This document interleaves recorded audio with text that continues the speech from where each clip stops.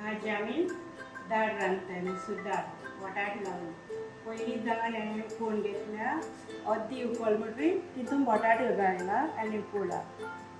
आता हांव कोणाक कितें घालता कांदो सांसवां लसूण जिरें सुकेसां हळदी पावडर टमाट आणि लास्टाक कोथमीर मारतले आणि मीठ